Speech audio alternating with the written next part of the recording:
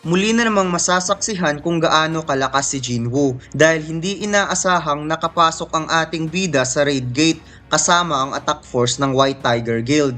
At ang Red Gate ay inilarawan ng S-Rank Hunter Guildmaster Baek Yun-ho na isang gate papunta sa ibang mundo. Habang si Wang Dongsu ay dumating na sa Korea para ipaghiganti ang kanyang kapatid na pinatay ni Jinwoo. Nakabalik na si Jinwoo sa real world pagkatapos ng kanyang quest kaya kaagad itong nagpahinga at natulog. Biglang tumawag si Jin-a at tinanong siya kung anong oras na. Bakit hanggang ngayon natutulog pa itong si Jinwoo?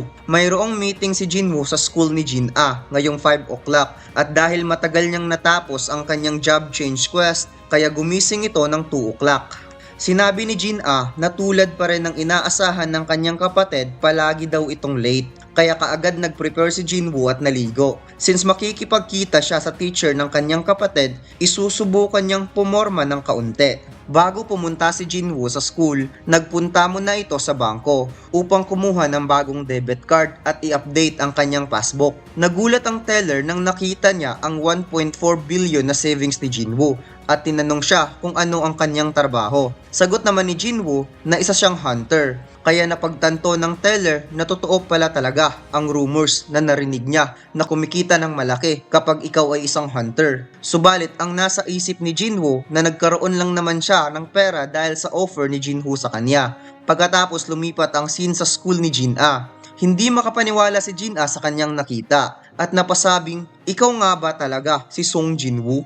Sagot naman ni Jinwoo, meeting niya ngayon sa teacher ng kanyang kapatid. Bakit? Gusto mo ba akong magtsinelas? Habang papasok na si Jinwoo, pinagkakaguluhan siya ng mga kaklase ni Jin-a sa sobrang angas ng datingan ni Jinwoo. Kaya naging awkward para kay Jin-a ang mga tanong ng kanyang mga kaklase kung kapatid ba niya ang nakakaakit na lalaki. Tinanong siya ni Jin-a kung ano ang ginawa ni Jinwoo kagabi, saan ito galing. Since wala pa itong girlfriend, ipapakilala daw niya ito sa cute na estudyante. Kaya kinurot ni Jinwoo ang pisngi ni Jin-a at sinabing, "Don't make me fun."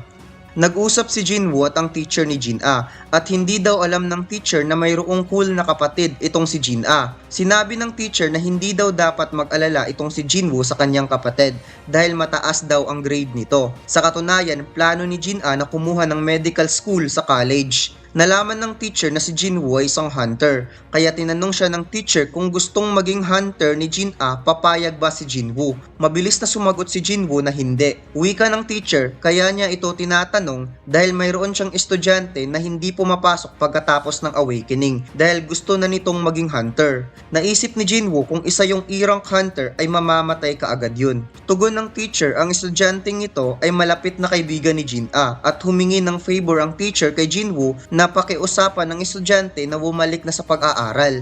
Ang pangalan daw ng babaeng estudyante ay si Han Song-ai, kaya nagulat si Jinwoo dahil parang kilala niya ang batang ito.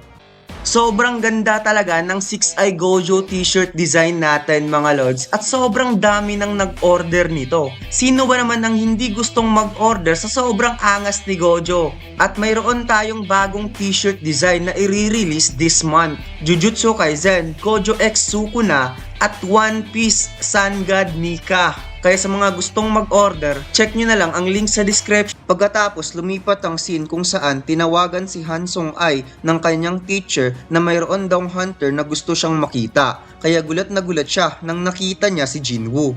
Namukhaan ni Song-ai si Jinwoo na parang kaibigan sila ni Jin-a o di kaya sila ay magkapatid. Bumisita na rin daw siya noon sa hospital pero hindi niya nakita ang mukha ni Jinwoo. Sinabi ni Song-ai na kahit anong gawin ni Jinwoo, hindi na siya babalik sa school dahil wala siyang plano na mag-quit sa pagiging hunter.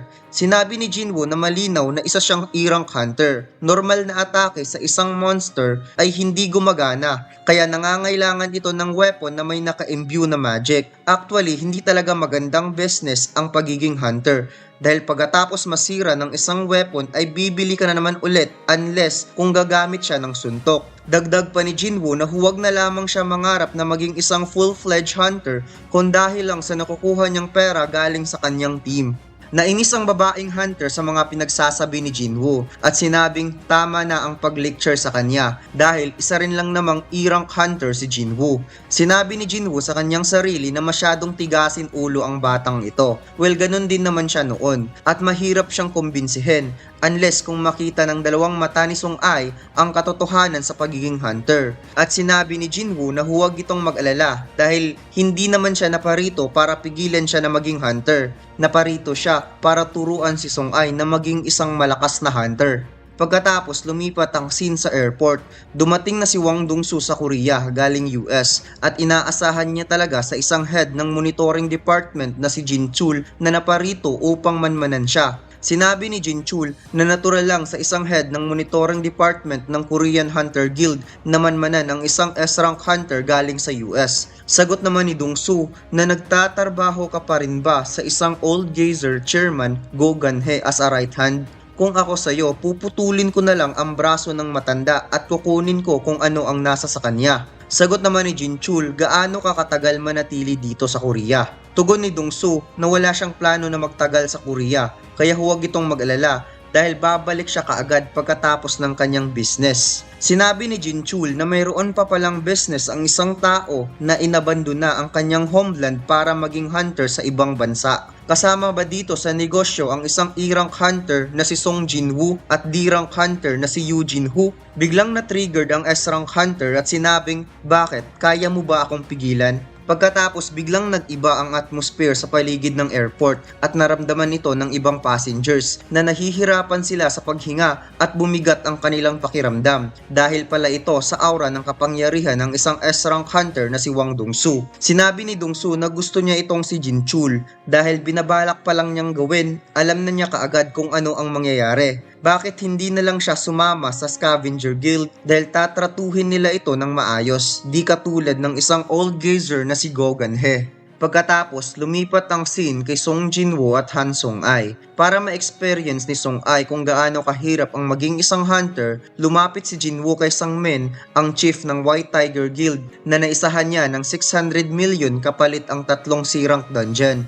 Hindi naman nag-atubili na tanggapin ang request ni Jinwoo dahil kilala niya ito. Since ang White Tiger ang pinili ni Jinwoo, malaki ang chance na nagka-interest ito na lumipat ng White Tiger Guild. Naisip din ni Sang-min kapag maranasan ni Jinwoo na makita kung gaano kaganda ang sistema ng White Tiger ay posibleng lilipat ito ng team. Mayroong hunter na lumapit at nag-interrupt sa kwentuhan ni Sang-min at Jinwoo at sinabing tumigil na sila sa kakakwento dahil hindi picnic ang pinunta nila dito.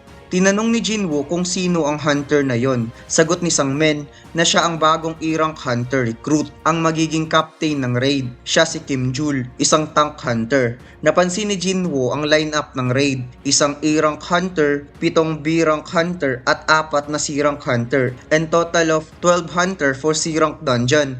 Sinabi ni Sang-min na madali lang ang lineup na ito for C-rank dungeon, subalit sila ay mga bagong recruit. Mas mabuting ma-experience nila ang mababang dungeon. Pagkatapos, handa na ang lahat para pumasok sa dungeon, habang si Han Song-ai ay makikitang excited na maranasan na maging isang hunter. Pagkapasok ni Jinwoo, bigla niyang naramdaman ang kakaibang sensation at unti-unting naging pula ang gate. Nagawa pang makapagsalita ni Jinwoo sa gitna ng gate at sinabi kay Sang-min na tumawag kaagad ng main attack force. Pagkatapos, unti-unting nilamon si Jinwoo ng red gate pabalik sa loob ng dungeon. Kaagad tumawag si Sang-min sa guildmaster ng White Tiger na si Baek Yun-ho. Nagulat ito dahil paano naging red gate ang isang C-rank gate, kaya nakapagdesisyon ito na kailangan niya talagang pumunta. Lumipat ang scene sa isang magarang sasakyan kung saan ine-escorta ni Jin Chul si Dong-soo. Nagtanong itong si Dong-soo kung kumusta ang funeral ng kanyang kapatid. Sagot ni Jin Chul na hindi daw nila nakuha ang katawan nito, subalit ang funeral ay ginawa nila sa pribadong lugar at tinanong niya kung baka gusto niyang bumisita. Sagot naman ni Dong-soo na hindi daw siya interesado sa mga patay. Interesado lang siya sa iniwang basura ng kanyang kapatid. Tinanong ni Jin Chul kung saan balak pumunta ni Dong-soo. Sagot naman nito na wala nang iba sa dungeon. Sa panahon daw ngayon, madali lang niyang mahanap si Song Jin-woo kahit napakarami pa ang gate na nagsisilabasan dito sa Korea. At parang nakita na niya kung nasa ang gate ngayon ang E-rank hunter na si Song Jin-woo. Tugon ni Dong-soo kay Jin Chul, alam daw nito kung ano ang rules sa loob ng dungeon at wala na siyang pake kung ililibing niya si Jin-woo o hindi. Lumipat ang scene sa loob ng red gate at makikitang napakalamig ng lugar at napansin nilang hindi ito mukhang dungeon at alam na rin nila na ang gate ay nawala. Napansin ni Jinwoo na wala namang mukhang suspesyo sa lugar na ito. Pagkatapos bigla silang inambush. Inatake ang kanilang grupo ng Ice Arrow. Ang isa ay nahawakan ni Jinwoo na muntikan ng matamaan si Sung-ai at ang isa naman ay tumama sa isa nilang kasama. Nakita nila na nanggaling sa puno ang mga pag-atake at kagagawan nito ng mga Ice Elves. Napagtanto ni Jinwoo na kaya pala hindi niya na-sense ang kalaban dahil napakalayo nito, habang si Sung-ai ay nanginginig na sa takot. Ang mga hindi pa nakakakita sa kanila ay matatawag talaga sila bilang mga elves. Subalit ang mga hunter na nakakakita kung paano nila hinahunting ang mga hunter na walang kaawa-awa ay matatawag sila bilang isang yaki o demon.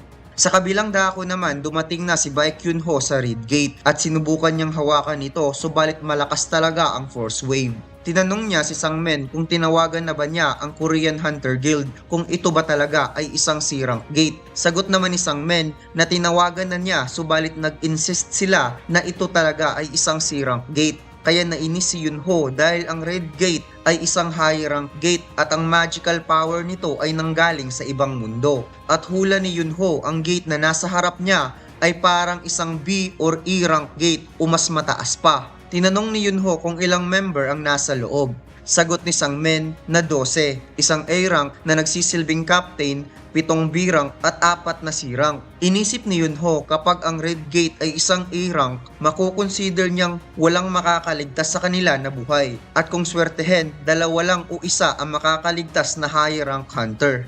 Inamin ni Sangmen na mayroon pang 2 hunter na pumasok na hindi nila kasamahan sa guild. Tinanong ni Yunho kung sino sila. Sagot naman ni Sangmen na siya ang hunter na minamanmanan niya recently. Nainis si Yunho at tinanong niya kung ano ang rank nito. Ito ba ay isang E-rank hunter o B-rank hunter? Hindi nakapagsalita si Sangmen, kung kaya napagtanto ni Yunho na mayroong S-rank hunter sa loob ng Red Gate. Subalit sinabi ni Sangmen na siya ay isang E-rank hunter. At dito lang nagtatapos ang ating kwento mga lods. Huwag mo sanang kalimutang mag-like, comment at mag-subscribe sa ating YouTube channel at mag-follow sa ating Facebook page. Salamat!